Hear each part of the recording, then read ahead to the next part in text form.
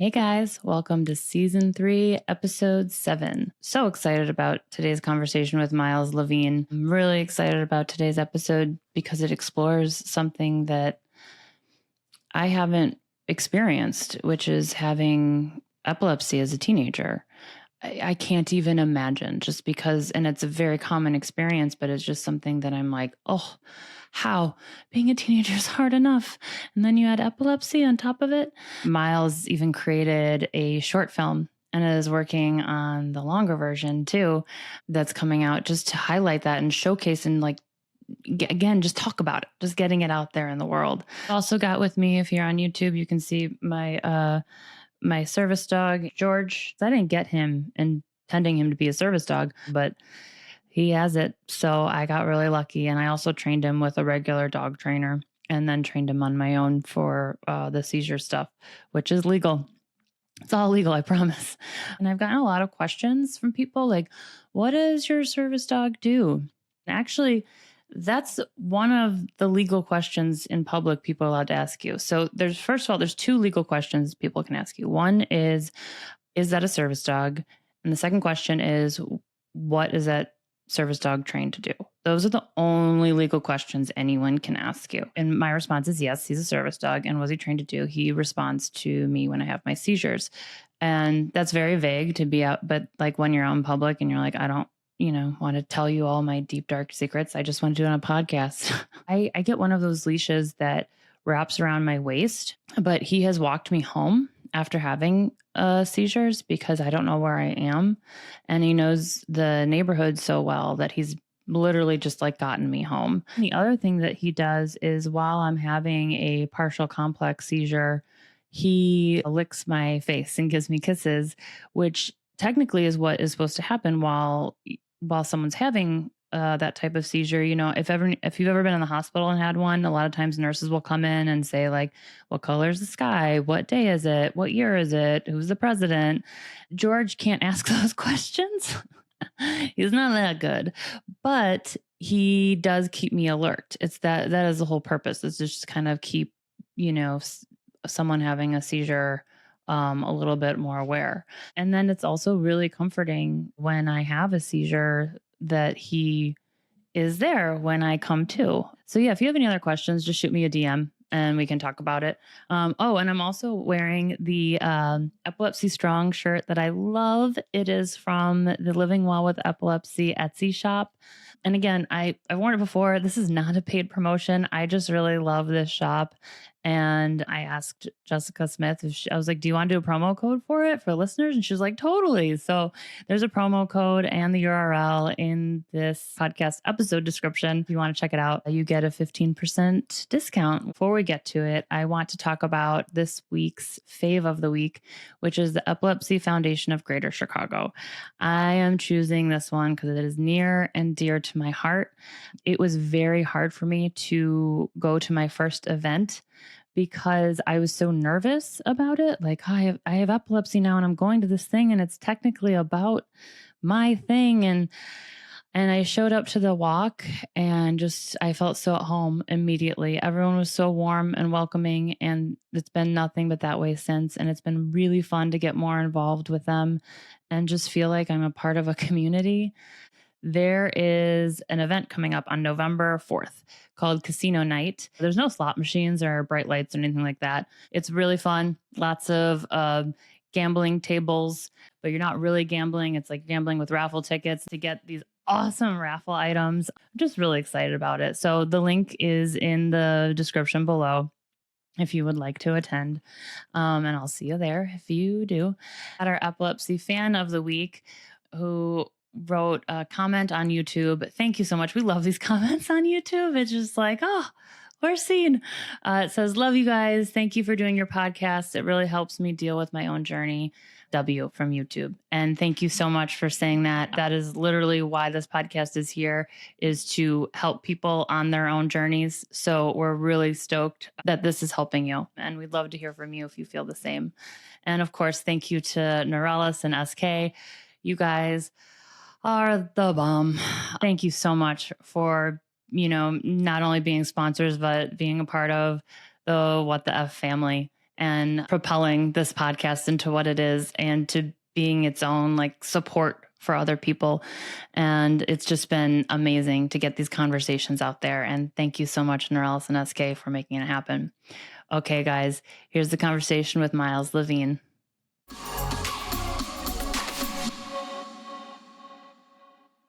Hey guys, welcome to What the F. I am so excited about our guest today, Miles Levin. Miles is a filmmaker living with epilepsy, which is just an amazing description to begin with. And he has a short film called Under the Lights, which features a boy living with epilepsy and what that high school experience is like. It's incredible. The link to it is in the description if you want to go check it out, which I definitely recommend you do. It's won awards. Like one of them was the Tribeca Film Festival Untold Stories fan favorite of 2022. So congratulations, Miles. It's absolutely amazing. It's so awesome to have you here. Thank you so much for being here. I'm pumped to be here. Thanks for having me. Of course. Yeah. So what I want to dive into first is a question. I'm sure you get a lot, but I just want to know, an adult now living with epilepsy, why did you choose to focus on the teenage experience in your short film? I chose to focus on this experience because I feel like there's something really universal about a time in your life when lots of rites of passage are happening.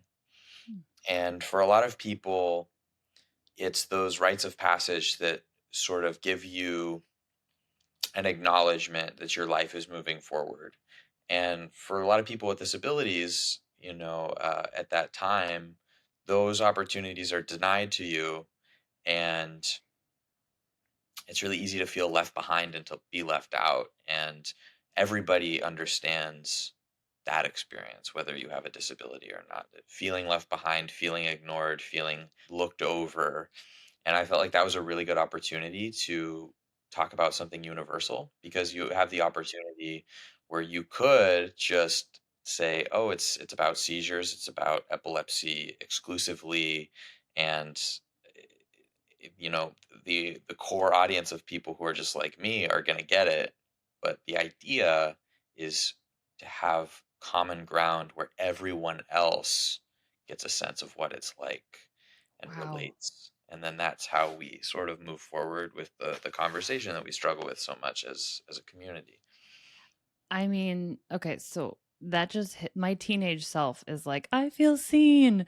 And I Hmm. didn't have epilepsy as a teenager. So, but that whole like feeling overlooked and, and how it can be magnified with a disability is, I mean, it's just something that again, hmm, I wish and thank you for bringing this to our attention because it's just something that as an epilepsy advocate, I'm like, okay, I need to pay more attention to this. Like, this is huge.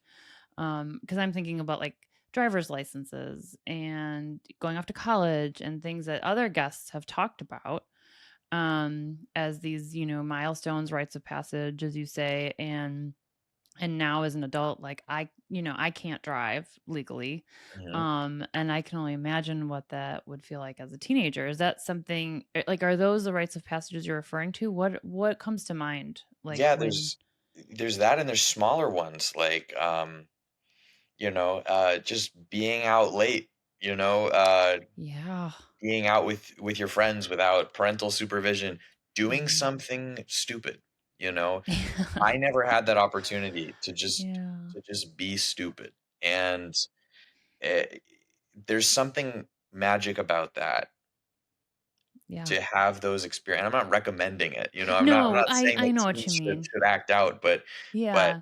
having a story of things that you've experienced, it's like is the things that you look back on. And there's something that they're about, and I focus on this, and we'll talk about this later, but the expansion of the short, which is this idea of, what if this is all there is to life?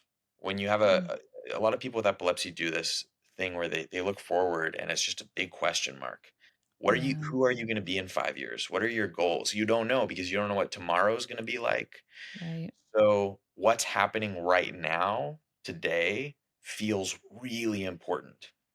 Missing Yes. out on really small things feels really important, Yes. because you say, "What is my story? What am I gonna look back on? I'm missing everything." So for me, I spent my young adulthood, my childhood, pretty much like my infancy in a doctor's office. I Mm. went to doctor's offices rather than sleepovers and parties and Mm. stuff like that, right? Yeah. I didn't really go to friends' houses past 5 p.m.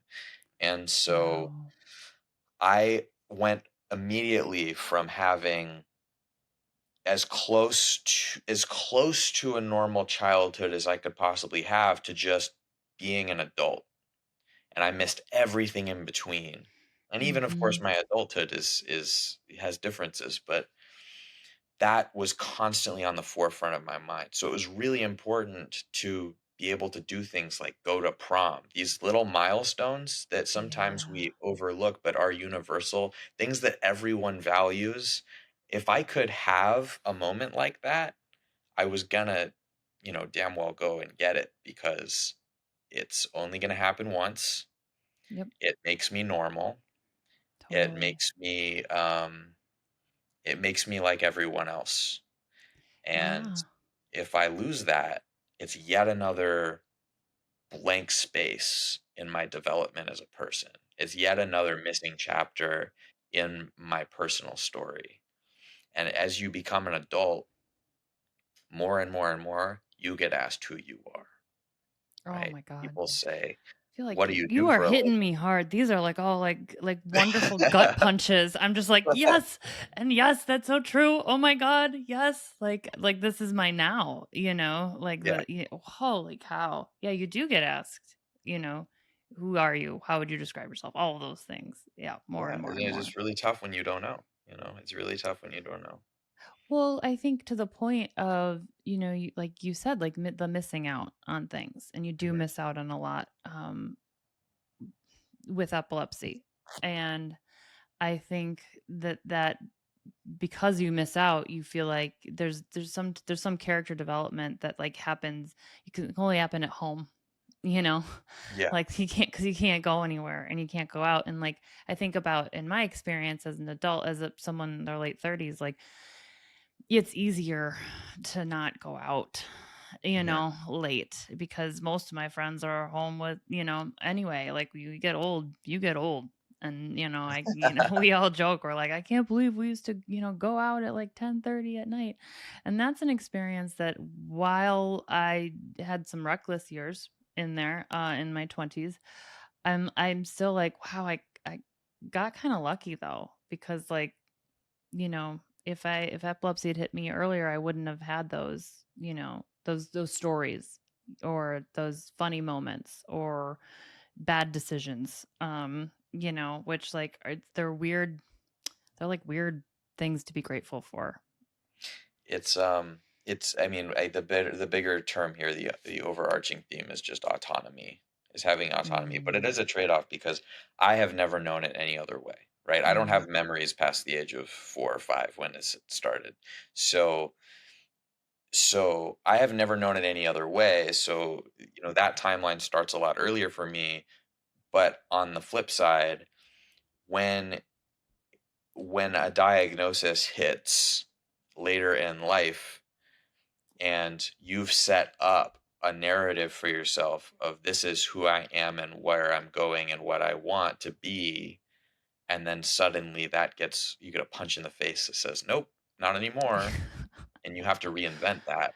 That That is a is punch in the truly, face. truly scary. Yeah. Truly, truly scary. And I'm, you Mhm. know, I have whispers of that. I get Yeah. whispers of that sometimes. It's part of aging, but it's normal. The midlife crisis is pretty universal, Mhm.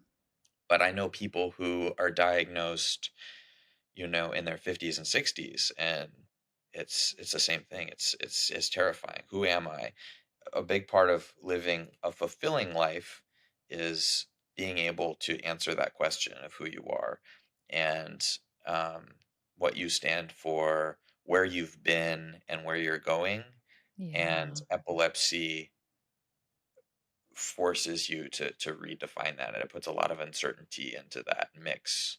Totally. Yeah, And yeah. I think that's what's so beautiful about your short film, which by the way, guys, is turning into a feature film, which Miles explained to me. Feature means long version because I don't know anything about film, but like The the full the version. big the big version, which we're going to talk about a little bit later because I've still got a few more questions for you. But Yeah, how with the main character who is a yeah, teenage boy, how much of that was your story um in there? Because it's a very vulnerable piece. Like, get ready if you haven't seen it, gear up. But this is vulnerable. This hits home, and these aren't just emotions that teenagers experience. I definitely related to it as well, but just in that vulnerable high school setting, I think was pretty impactful. But yeah, yeah. so how much of that character was you or is you? Yeah, well, really the whole process of the whole thing it is my coming of age experience. I crafted my own, having knowing that I would miss out on so many other things.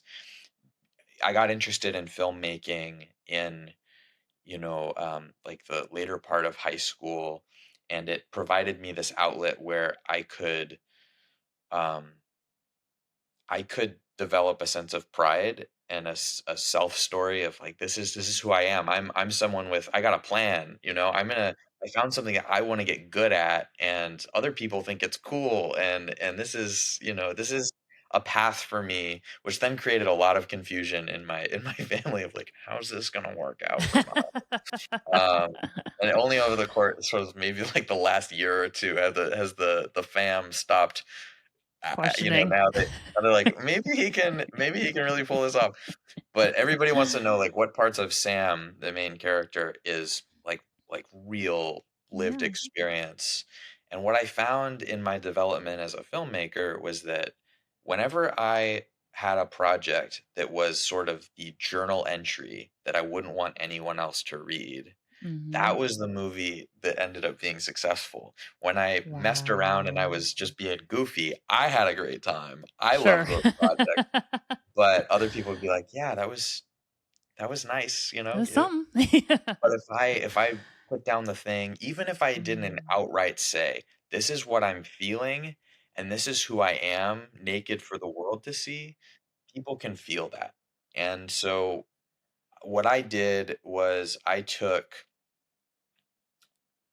the feelings that I have about my epilepsy, and I presented those as raw and as, you know, fundamentally truthful as I could. All those feelings are real. I did go to prom. However, everything else about the character are it's people that I know. So Mhm. while no one I know was stuck in a bathroom on prom night, Sure. the idea that something else is going on outside that door that is being denied to you, that you are not allowed to have, and it's not your fault, you just can't do it, and all those other kids are going to take it for granted, is heartbreaking. And so there are little things like Sam has shoulders that dislocate because he's had so many seizures. Like that's real. The fear of having something goes wrong and worse than your own personal safety is, I don't want to tell my parents because I don't want them to be scared. That's a very, very real thing. Or I don't want to get in trouble. Um, Having to explain something about yourself and being worried, it's even worse being judged for it than talking about it. That's all very real. And I chose prom because it's a universal meeting place, common ground where almost everybody looks forward to that. Almost everybody really looks forward to that experience and thinks fondly of that experience. Even if they have a terrible time at prom, they want to go, right? Right. And, Right. Yeah. and for this character, it's worse to miss out than to go, even though he knows he's probably going to have a seizure there. Yeah. I And I mean, ended up meeting people who told me like, "Oh my god, this is a documentary about my life." Like this wow. actually happened to me. I knew I was gonna have a seizure, but I had to go. I had to Oh. go. Yeah. I that well, and that just kind of goes back to a few truths which we've already talked about, which is like the limited opportunities for Yeah. people with epilepsy that a lot of people take for granted, myself included. It's like sometimes, when I'm feeling well and I get to go for a run outside, Mhm. and I'm like, oh, this is rough. And I was like, you are lucky to be out here. Stop it. kind of have to like scold myself back into gratefulness sometimes, but which I don't know how healthy that is. So, but then I just love how you said it was the journal entries. Mhm. And it was, which is where we are the most vulnerable, where it's just for us to write out. It's just for us to, get on a page and get out and work through. And that's what you based so much of the film off of. And that was your successful film because it resonated. And it just goes back to, we keep hearing this over and over, but just the strength and vulnerability, right? And not only, because for so long it's been misjudged as being a weak thing in people. And now it's like, it takes so much strength to be vulnerable. And then I have to, say the strength to then be like, and I'm gonna base all this vulnerability off of a film is it's pretty amazing, especially in just watching how successful it became because it's like, yep, It's that hits wild. home. It's Mhm. really wild because what happened was the way this all came about was I was working at a camp for kids who had seizures, Mm. right? And I worked there for 7 years as a counselor, and Oh, wow. it was the most important experience of my life because I didn't want to go, and when I went, um, all these kids who were they were just lovely, quote unquote, regular kids. And they had been denied that experience. And a lot of them thought they had this rare disease where they were the only one in the world. And being able to look around and see other living, breathing people that just understood for the first time in their whole life, they don't have to explain that to anyone. They don't have to reveal anything about themselves. It's just, oh, the world just gets it. And then I'd get up on a stage and show the camp video and be like, please give money to this experience because we're dealing with stigma. And every time we talk about stigma, we're in a room full of people that already get it. And we have no means of talking to the outside and getting them to listen and really care about it. And what I realized was we could talk about all we want, but when you show that video, people put their forks down and they start listening. And I went, oh my goodness, Ooh. I've never seen a movie about someone like me. What if I could create sort of that camp experience where these, having been represented properly, people wouldn't be afraid of this anymore. And I know that it's true because there's other communities who they've broken their own stigmas by putting their stories out there. The prime example is, the LGBT community is, um, it all really started with these like underground movies that eventually became uh, a subject of culture where brands and studios they can't move forward unless they acknowledge those voices anymore. And my thought is like, wow, I think, you know, we don't even have to get that far. We're 5 or 10 really, really impactful movies away from a Mhm. completely different conversation because we can give all the speeches we want up there at galas full of people who already understand epilepsy. But one movie that hits 10 million people on Netflix would be an instant game changer. Yep. So I had no idea that this short would get as far as the general public. And all of a sudden, there's fan art every single day from kids who are like, I don't even have epilepsy. I'm just really curious about this. I liked the story. Wow. And you have families who, one of the most important experiences of this whole thing, it was incredible. This family, this woman had experienced really, really awful, horrid stigma and just would not talk about it. But what she could do was she got a Zoom call together with everyone in her circle and showed the film. She did not appear on camera. And she just had her husband say, my wife wants you to know that her experience is like this. And that's all we have to say. Oh, your film is speaking for people, It was not wild. just to them, but for them. Wow. Yeah. That Yeah. is amazing. Yeah. So, You have to just be like, what is happening? Like, this is so yeah. incredible. And it wasn't my idea, like I did this little thing and then I went, here, it's yours now. Yeah. Do with it what you will. Mm. And other people had the ideas for what to do with it. Mhm. And there's never been anything like it because the only place we see the reason we have stigma, there's a historical aspect of just people being afraid of something that looks scary. But if the Yes. only time you've seen a seizure is watching a hospital show or a Yeah. horror movie, Mhm.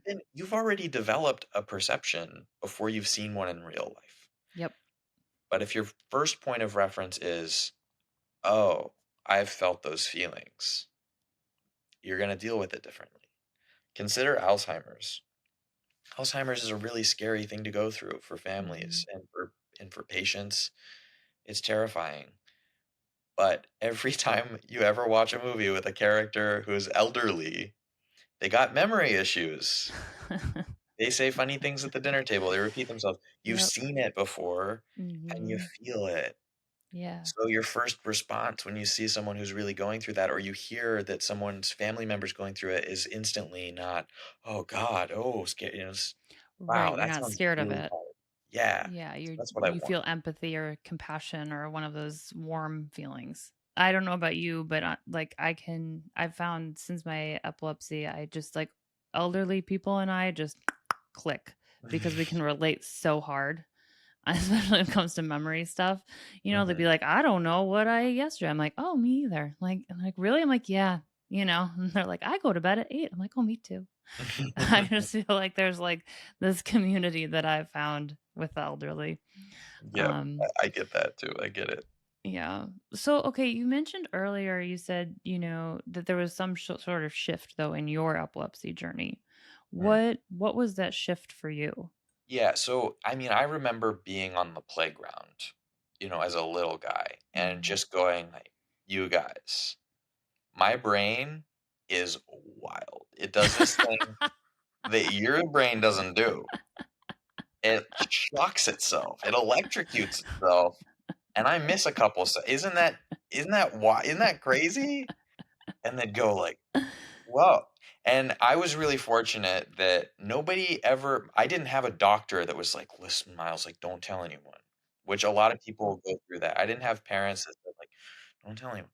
So, I didn't really realize I had a couple run-ins where people treated me, with disrespect, Yeah. but if I got bullied, it was for other stuff, you know? And I was a theater kid, so, that comes with all kinds of other stuff. So then all of a sudden, high school's brutal. High school's rough.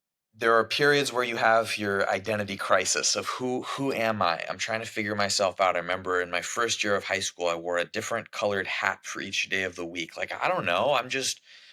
What's my thing? What's my thing, And it's a rough, rough time, and my seizures were getting a lot more complicated and a lot worse, and medications for seizures are often really, really brutal, really, really hard Yes. on your body. Yes. And so on top and then I'm having side effects from that, so just being a kid is getting really, really hard, and I am starting to miss out on the little things. And at first, it goes unnoticed. Some people don't drive a car until later. It's fine. You just don't.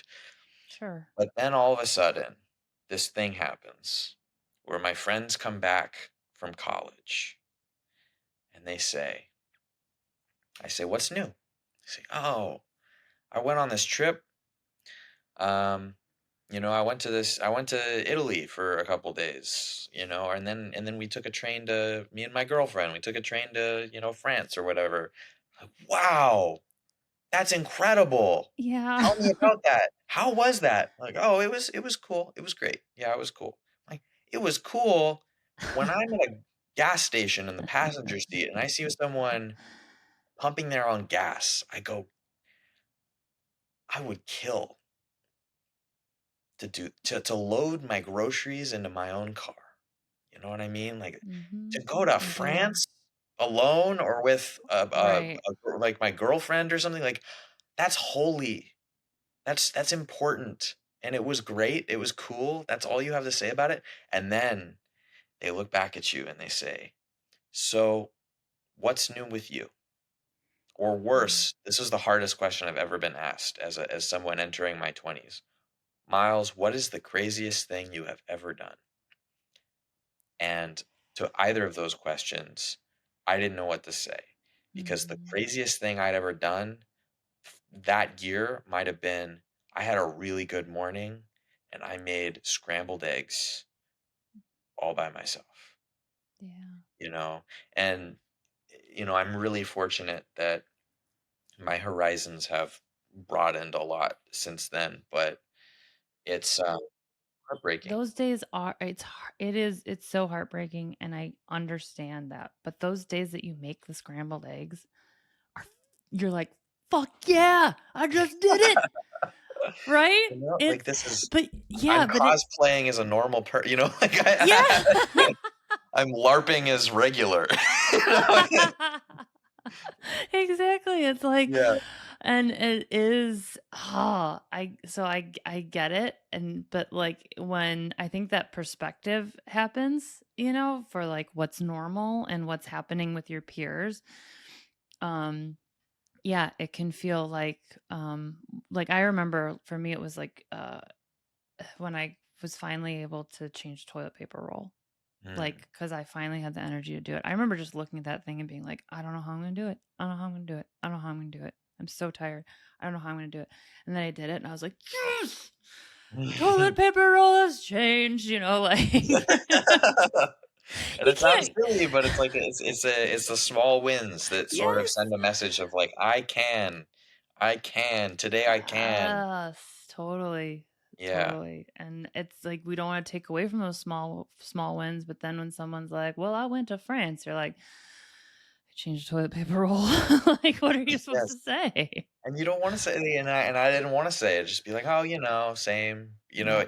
And for me, I would love at that moment, I would have loved to say like this. I had this moment, and it was so special to me, and to have someone go like, man, that is great. That is fantastic. Air 5, but it's not going to be received that way. And the other thing that's tough when, you know, I'm not saying it's easier when your disability is physical and can be seen on you, but the nuance of, I mean, I look fine. I Yeah. look fine. And like It's on top of that, like I'm a white male. Like it's like look at me, right? like, And yeah. eh, when you start listing off like I can't do this, I'm sorry, I can't do that, you get a lot of people going like, "Man, stop." Like Yeah. you're making yourself this way. You're putting yourself in a crate Oh, like totally. you just stop complaining. Like you're Yeah, fine, right. Right. And they may not say it, but you can read it there because Yeah. it's and Or another they thing stop is like inviting you because 'cause they're like, "Well, you're just gonna say no." And it's or like, you "Yep, but" fear that. Yeah, yeah. that's Yep. rough. Yep. Yeah. Mhm. You start to notice, your friends behave a little different around someone else. But the biggest thing for me was finally developing a sense of confidence of who I am outside of this, Mm, because being able to answer that question. This is what I think this whole conversation's been about. Being able to answer that question without getting into your condition yes. is a major, major win. So being able to say like I'm a filmmaker and this is what I do and I'm really proud of it and I think you should hear about it because it's cool. Yeah. But but I still struggle with that because now I'm an advocate and doing cool stuff like this with you is a huge part of who I am and Mhm. something I'm really proud of, that I'm sort of taking this thing that was so horrible and made it something that I feel great about. But Yeah. when you first meet someone, even though I'm an open book, I'll talk about epilepsy until the cows come home if you want me to. It's like, is this really the icebreaker that I want to start with? What do you do, Miles? Like, I'm on the board of two epilepsy foundations. Oh, why? Like Yeah. I made a movie. What's it about? Like Ye first dates are so hard. Oh, like, I understand because it's like it would be like, "Well, so what do you do?" "I have a podcast." "What's it about?" Mhm. Yep. Yep. Yeah, what is like, how how has dating been for you? Like I mean, like anything else, is like everybody has to sort of figure it out. But it's You know what's an interesting one is that now that I'm sort of on this journey and I'm a public speaker and like I Hmm. fly around and get paid to talk, like it's great. It's Yeah. a dream job. It's wonderful. But it also means you can look me up. Yes. I And I understand that as I well. yeah, and so I've had, I remember, waking up one day and being like, things are really taking off for me, but I also face a lot of, and everybody has this, but I face a lot of conversation where things are going really well, and then all of a sudden, oh, I'm busy. I'm like, really? Mm, Oh, they. It's usually like right after so like, tell me more about what you do conversation, and it's like if they can yeah. Google my first name, and they can Google the title of my movie, or they can Google epilepsy, or they can Google Right. even like filmmaker at this point, which Yep. is enough. Like I could have left it out of the conversation entirely. Yeah. Gonna come up. And then if they don't want to ask, it's tough. And so I'm lucky, like, I feel like I'm past that now and things are very good. But I feel like it's kind of everybody doesn't love getting ghosted, but I can't help but feel like um but that was part of it. And again, Oh, yeah. Yeah, I definitely now I'm had that past it. experience too. I feel like we all have had like at least one or two experiences where it's like it was the epilepsy and people be like, no, it wasn't. You're like, no, like I know when it is, I know when it's not. And for me, like I just don't drink because of my epilepsy, just to Same. make Yeah. things easier. It just makes some people do, and that's great. And I support you. It's just my choice not to drink, but I don't know if that becomes an issue for you on Sure. dates as well, because some people are like, "Well, I don't want to drink alone." I'm like, "Well, then this might not work." Yeah, well, because So, it's a shortcut that's really, really helpful where you can say like, yeah, here's a thing that people do on first dates, like boom. So I was good at right. coming up with like creative stuff to do that's like not too much, but it's shows a little bit of effort, Love it. Yeah. but it takes so much work. It takes so much more work. And Mhm. you know, it was I did have a couple experiences of like it's always like, oh, do you want to get drinks? Like yeah, I do. I'm not going to. You want to do this instead? Well, why? And there's this thing people have too of like, I don't trust people who don't drink. Yeah, You what know, is that? like it's either a Why not? DUI Yeah. or it's an addiction thing or it's or it's something else. There's always something Yeah, else. it's all that's so weird, like, I've gotten that too, like, um and luckily it's before like, I don't know, I just got to a point where I was like, I just have to say before we go out because I've there's too many times where I'd go on the first date and they'd be like, "Well, this is a problem for me," and I'm like, "Okay, well, you just wasted a Mhm, lot of time and energy, and you don't understand how much energy this takes from me, not from you to get out here because I have epilepsy and these drugs are insane." mhm. So, They are. yeah, I've just always been like and now or I mean, I've been in a relationship for a while now. And he's been awesome about it. He doesn't care. He actually went out and found every NA drink under the sun for me. And so like I was just drinking like, bubbly water or whatever before and now there's like a plethora of NA drinks in our fridge. So but like I don't know. I feel like just telling upfront just to save me time was what I went with at just Yeah. some point. It was just too much. There's a lot of strategy. It is It's strategy. you can't you have a choice. You have a choice. You can Yep. pass Mhm. and hope that you're not in a position where you have to address it and it's not can't be read on you, but maybe you don't have a tell, like you're super tired and you're feeling brain fog and it's like I'm and you just can just hope that you don't have to address it, and but at some point someone's going to say, well, let me walk you back to your car. Where'd you park? Right. Yeah. Well, Yeah. here we go. And so it's really hard to get through, Can like, I get a ride? and it becomes an art form to Yeah. answer that question suave, Mm. you know, and, What is but your it's also suave way of answering that question? well, I think it's the same, it's in a way, it's the same as going back to that elementary school playground thing, of going like, Mm. this is there's this crazy thing that happens to my brain. I don't use those words anymore, but I've taken something that is the source of my pain is the thing that's the hardest about my life, and I've made it what makes me thrive. I'm a public speaker. I am a filmmaker. I'm on the board of 2 epilepsy foundations. I Mhm. love it. I'm so happy, you know what I mean? Like, I Yeah. made this into something that I have to say that, and I can make a difference, and I can do something to make sure that other people Yes. don't go through what I've been through, and that makes me more than happy to get out of bed in the morning.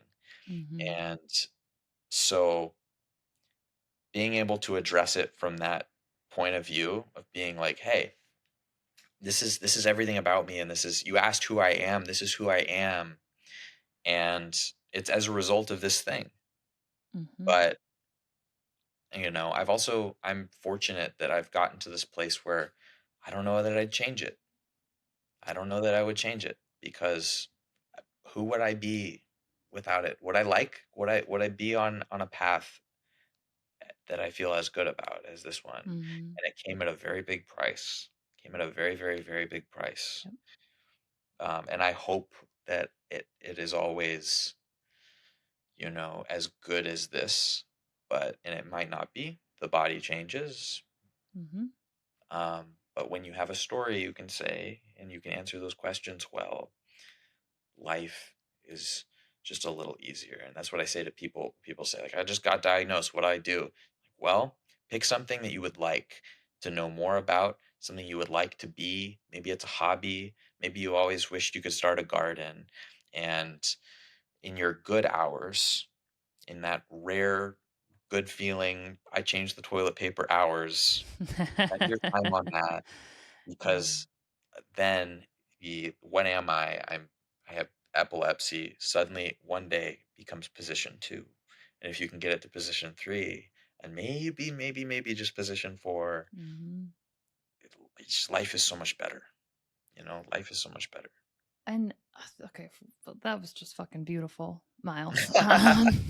To start. So thank you. But it's just so, as you were talking, I was just thinking about how many of our guests have shared that. They've said, that there's like some sort of gratitude Mhm. for the condition of epilepsy, which I know I can relate to. And it's definitely waxes and wanes, Yeah, like the day after a seizure, I'm not feeling too grateful, but I'm also like, it is kind of nice to rest today, you know? Um, but and then just like it's something that we're grateful for who it's turned us into, but at the same time, it doesn't define us. It's mm-mm. just like I feel like you're just spitting philosophy right now. Like like this is just it's just and I feel like it's a resonating and repeating sort of theme among people living with epilepsy, which is Yeah, just truly beautiful. And I don't know. I just love it and I appreciate you so much for sharing that part of yourself with us as listeners. And before we hop off though, I really want to hear about the feature, the long film of Under the Lights. I know that I know when films are being pre all the stuff, that's a lot of stuff's hush hush. So whatever you can tell us, I would love to know, how what's going on, how we can support you and the film and what we can do. yeah. If there's anything we can do to support you. Yeah, so after the short was so successful, it felt kind of, I'd always wanted to make the full, real movie, Mhm. but I would have been crazy not to. So I said, let's take it to the next level. There's no reason why we can't make something that is, a hit on streaming or have a theatrical run and Yeah. take this Love it. mainstream. So I wrote a script and it did very, very well. It got a sweet little nod from the Academy, and it No won this big award deal. at Tribeca, for just the pitch alone, and that really helped us out. Oh, And then I can't. There's a strike happening, so I at the time of this recording, I'd love it, to, yeah. but there's a strike happening, so I have to be careful about how I Yeah, word we this. just But we wanna have be this respectful. star-studded cast of people who chose to be involved prior to all of this. We have a star-studded cast that I will not reveal, but it will absolutely blow your mind, of people who went, wow, this is important, I have to be a part of this. And um, we hope to shoot very, very soon, and we're going to have a crowdfunding campaign Awesome. early next year that you can keep your eye out for on our social channels at Under the Lights Film or on our website, underthelightsfilm.com. And if you put your email in, you'll get updates. And So put your email in. Well, we're both gonna change URLs will be dropped in the description for all right. everyone. Yeah. So we're gonna have a little campaign to have our finishing fund so we can do this very well. I spent the last many years working to get in with my filmmaking heroes at it's called Vanishing Angle, which is my dream production company. Oh, And congratulations. their films play the top festivals in the world every single year. And I look up to them so much, and they are producing. So it's just this. There could not be a better team, and we're gonna put a very real dent in this thing. And next time we can talk about that. Yes. Awesome. Miles, thank you so much for being here. Thank you so much, not only for the vulnerability you put out in your film, but it just in this last conversation. I'm just very Absolutely. appreciative. Yeah. And I know that our listeners are too. Okay. Thank you. Thank you so much.